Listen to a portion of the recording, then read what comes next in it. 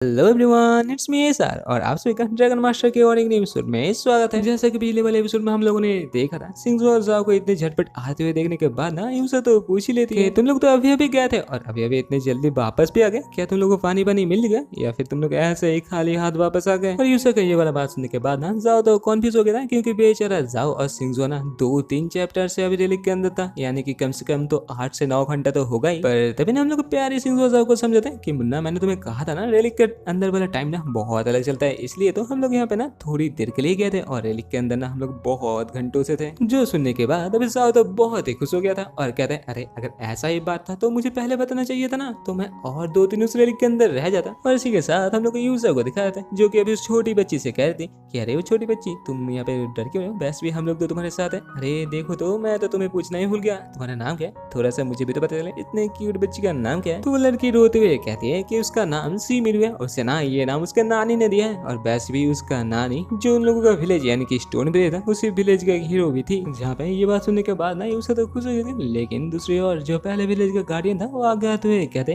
कि छोटी बच्ची, क्या ये हो सकता है तुम्हारे नानी का नाम सी हुआ था। तो लड़की कहते हैं हाँ आपने तो सही कहा, लेकिन हम लोग यूसा पूछते हैं अरे तुम्हें इसके नानी के बारे में कैसे पता चला। जहाँ पे ना वो गार्डियन कहते हैं अरे आप क्या बात कर रहे हो, हम लोग के गाँव के छोटे छोटे बच्चों को तो इसके नानी के बारे में पता है, इसी की वजह से तो हम लोग इतने शानदार जिंदगी जी रहे थे, लेकिन पता नहीं कहाँ से ज़ॉम्बी ड्रैगन आ गए। तभी ना हम लोग जाओ से गार्डियन से पूछते हैं कि अरे वो गार्डियन भैया, क्या तुम्हें पता है तुम लोग ये जो नदी वदी यहाँ पे आ रहा है इसका सोर्स कहाँ पे है। तो वो गार्डियन साहब कहता है हाँ मुझे पता है, एक गुफा से आ रहा है, लेकिन उस गुफा के अंदर ना बहुत खतरनाक खतरनाक चीज है और उसके ऊपर कुछ क्रिस्टल विस्टल है, उसके बारे में मुझे उतना तो अच्छे से पता नहीं है ना। क्रिस्टल का बात सुनते ही जाओ सोचते अरे क्रिस्टल, इससे तो मैं रातों रात यहाँ पे अमीर हो सकता हूँ, मुझे जल्दी करके ना उस गुफा के अंदर जाना पड़ेगा। और इसके साथ गार्डियन से फिर से कहते हैं मेरे हाथों में ये चीज देख रहे हो, इसे मैं एक बार पानी के अंदर मिला देता हूँ ना, तो तुम लोगों जो पानी का प्रॉब्लम है ये तो चुटकियों में सॉल्व हो जाएगा। लेकिन तभी ना वो गार्डियन कहता है जाओ माय लॉर्ड, ये बात तो बहुत ही अच्छा लगा मुझे सुनकर, लेकिन एक यहाँ पे बुरा खबर है, क्योंकि मुझे ना उस गुफा का रास्ते के बारे में पता नहीं, मैंने सिर्फ किस्सों कहानी में उसके बारे में सुना था। और रही बात उसके रास्ते के बारे में ना, तो मुझे नहीं लगता किसी को उसके रास्ते के बारे में पता होगा, क्योंकि वो ना सच में बहुत खतरनाक गुफा है। लेकिन तभी ना छोटी बच्ची लोग अपने हाथ को उठाते हुए कहते हैं कि अगर तुम लोग यहाँ पे राजी हो तो मैं ना तुम लोग वहाँ पे ले जा सकता हूँ, क्योंकि मुझे लग रहा है कि मैं उसके रास्ते को ना अच्छे से जानता हूँ। जो बात सुनने के बाद ना अभी गार्डियन मामू तो बहुत ही गुस्सा होता है, गुस्से के साथ कहते हैं अरे बच्ची, क्या तुम्हें यहाँ पे लगता है मजाक हो रहा है, जो तुम यहाँ पे जो मर्जी बके जा रहे हो। तभी ना जाओ उसके पास जाते हुए कहते हैं कि बच्ची, अगर तुम्हें सच्ची में उस जगह के बारे में पता है तो जल्दी करके चलो, मैं तुम्हारे साथ जाने के लिए तैयार हूँ। जहाँ पे ना वो लड़की कहती है कि मुझे ना उस जगह का जाने का रास्ता अच्छे से पता है, क्योंकि मेरा एक बार ना एक दोस्त उस घाटी के अंदर गिर गया था,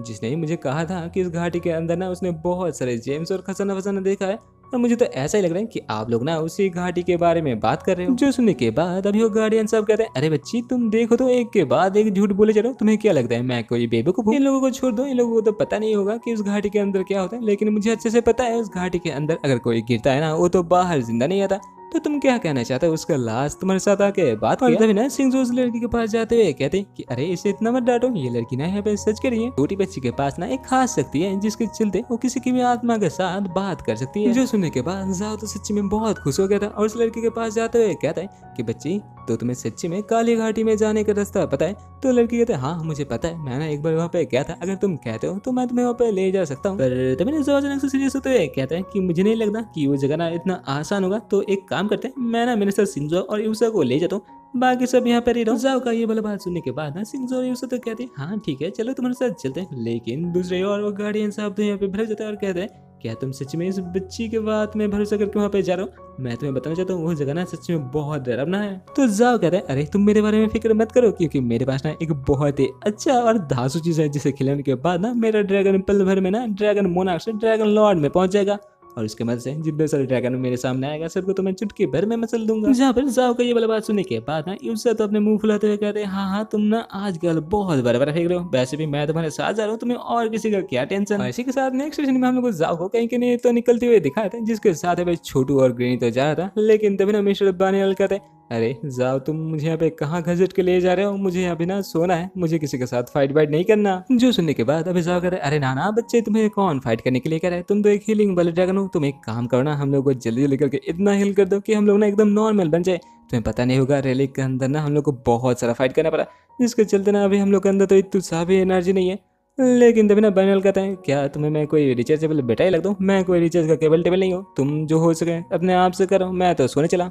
और बनियाल का ये वाला बात सुनने के बाद ना हम लोग को जाओ बच्चे तो गहरे सोच में पड़ जाता है, जहाँ पे वो सोच जाता है कि अभी मेरे पास तो इतना पावर नहीं कि सबके साथ जाके ना मैं फाइट कर पाऊँ। और रही बात मेरे ड्रैगन का, सिर्फ मेरे ग्रेनी के पास ही उतना पावर है, तब भी उसे वो फल खिलाना पड़ेगा। और अभी हम लोग के पास एक ही उपाय है, जल्दी जल्दी करके ना इन लोगों का जो लीडर है, जो इन लोगों को कंट्रोल किए जा रहे हैं, उसे ढूंढना पड़ेगा और उसे ढूंढ के ना उसका खेल खत्म करना पड़ेगा,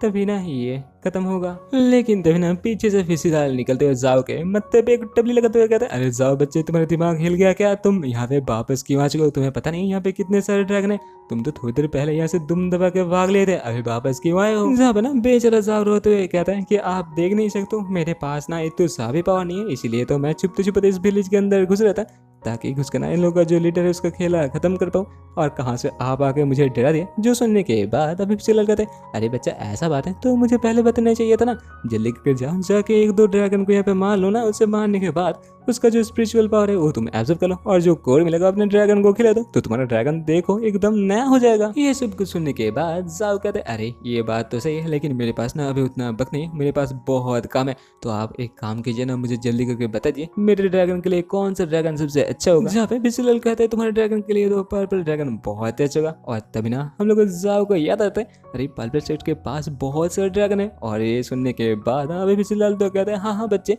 पर्पल सेट के अंदर जो ड्रैगन है उससे तो काम चलेगा, लेकिन तुम उसके अंदर घुसोगे कैसे। तो हम लोग चैट जाओ कहता है अरे फिलहाल उसके बारे में आप भूल जाइए, वैसे भी एक बार ये कांड खत्म हो गया उसके बाद ना मैं पर्पल सेट के अंदर घुस के जो कांड करूंगा ना वो तो देखने के लायक होगा। जो सुनने के बाद अभी तो हम लोग छोटू कहते हैं तो मालिक क्या मुझे खाने के लिए मिलेगा। इसी के साथ सीन से बताएं जहाँ बना एक पत्थर को हिलते हुए दिखाते हैं, तभी हम लोग को पता चलता है अरे इस पत्थर के रास्ते से ही तो हम लोग का जाओ इस स्टोन विलेज के अंदर आ चुका था। लेकिन विलेज के अंदर का जो नजारा था ना वो देखने के बाद जाओ तो चौंक गया था, क्योंकि विलेज के अंदर जितने सारे ज़ॉम्बी थे ये तो नॉर्मल इंसान की तरह यहाँ पे बिहेव कर रहे थे। जहाँ पे ना ये सब कुछ देखने के बाद जाओ तभी चौंक गया था, जहाँ पे वो सोए रहता। मुझे पता है यहाँ पे जितने सारे ज़ॉम्बी ड्रैगन है इन्हें तो कोई कंट्रोल किया जा रहा है, और जो ज़ॉम्बी ड्रैगन है यहाँ पे इंसान को कंट्रोल किया जा रहा है, लेकिन ये तो हो नहीं सकता। मुझे ऐसा क्यों लग रहा है इस सब के पीछे ना कोई तो एक है जो इन इंसानों को ना अच्छे से पहचानता है, जो आसपास के जितने से ज़ॉम्बी ड्रैगन है सबको पहचानता है। मुझे तो ऐसा लग रहा है कि कोई तो इन सबको ना एक साथ कंट्रोल किया जा रहा है। और तभी ना जाओ के दिमाग के अंदर तो बत्ती जल जाते हैं और उसे पता चल जाता है वो जो छोटी लड़की सूना उस कुएं के अंदर काम कर रही थी वो छुप नहीं रही थी, वो बाकी सारे जितने भी मुर्दा आदमी थे ना सबको जिंदा करने की कोशिश कर रही थी।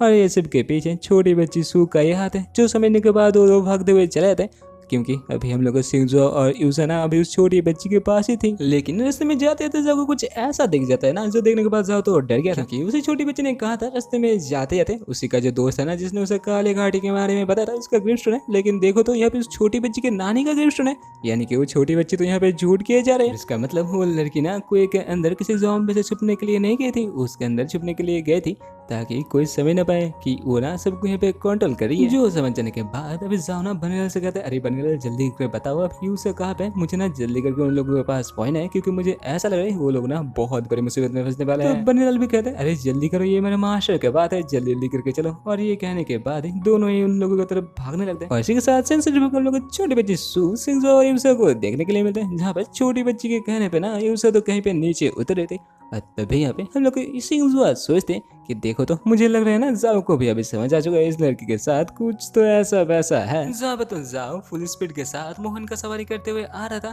तभी ने यहाँ पे भागने लगा था अरे मास्टर जल्दी जल्दी करो, मेरा मास्टर यहाँ पे पता नहीं कैसा सिचुएशन में, जल्दी करो मुझे वहाँ पे जल्दी करके पहुंचा। इसी के साथ ना जाओ झटपट करके उन लोगों के पास चला था, जहाँ पे ना मोहन तो झटपट करके जाके उस लड़की के गर्दन पे लग जाते हैं। और ये देखने के बाद जाओ भी अपने बाकी सारे ड्रैगन को समन कर लेता है और कहता है छोटी बच्ची अभी तुम्हारा खेल है ना खत्म हो चुका है, वैसे भी हम लोगों को पता चल चुका है कि अभी तुम कौन हो और तुम्हारा राज क्या है। और हाँ इसी के साथ ये वाला एपिसोड होता है खत्म। अगर आप लोगों को ये वाला एपिसोड अच्छा लगे तो लाइक कमेंट और सब्सक्राइब करना ना भूलना। मिलते हैं और एक नए एपिसोड में, तब तक के लिए टाटा बाय बाय। और हाँ सही होना रहा। और हाँ भाई मुझे माफ कर देना, मुझे पता है ये वाला जो एक्सप्रेशन है ना कुछ इधर उधर हो चुका है, क्योंकि भाई ये हर एक साइड में ना अलग अलग आ रहा है। कहीं पे तो कह रहा है कि हम लोग का हीरो जो जाओ है ना वो कह रहा है मुझे पता है ये लड़की ये कल्प्रिट है, किसी और एक साइड में कह रहा है कि क्या हो सकता है ये लड़की सबके पीछे है, लेकिन भाई किसी और में कह रहा है कि पता नहीं किस ज़ॉम्बी ड्रैगन का ये काम है। और भाई एक दो पिक्चर में इतना बड़ा बड़ा वाटर मार्क है ना उसे तो यार मैं इस पिक्चर में दे ही नहीं सकता। अगर उससे मैं यहाँ पे क्लियर करने जाऊँ ना तो पूरा का पूरा पिक्चर ही मतलब बर्बाद हो जाएगा। और भाई मैं तो मोबाइल से एडिट करता हूँ तो मुझे माफ कर देना।